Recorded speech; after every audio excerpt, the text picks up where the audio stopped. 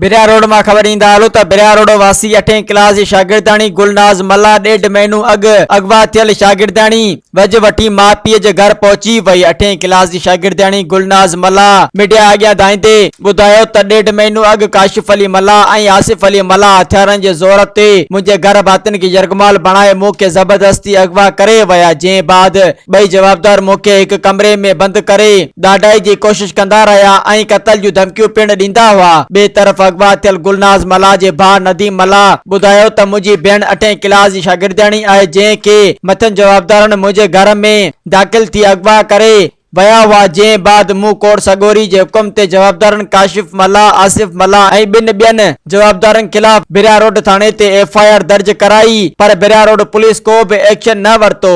हिन IG Sindh DIG शुद Benazirabad SSP Naushahro Firoz का मुतालबो कयो आहे त नोटिस वठी जवाबदारनि खे गिरफ्तार कराए इंसाफ फराहम करे तहफ़्फ़ुज़ फराहम कयो वञे। Soomro 3D wallpaper and PVC panel shop दे रहा है सबसे अच्छी सर्विस, बेहतरीन क्वालिटी के आला मयार वॉलपेपर और सीलिंग खूबसूरत डिजाइन और कलर्स में दस्तयाब है। हर किस्म के PVC वॉलपेपर्स और सीलिंग लगवाने के लिए हमसे राब्ता करें।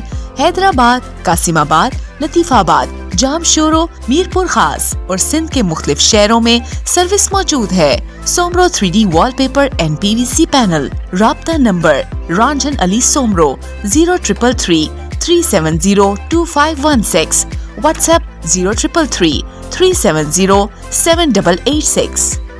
मज़ीद ख़बरनि ऐं तफ़सीलात लाइ विज़िट कयो असांजी वेबसाइट www.awamiNewsHD.com ऐं ॾिसंदा रहो अवामी न्यूज़ HD।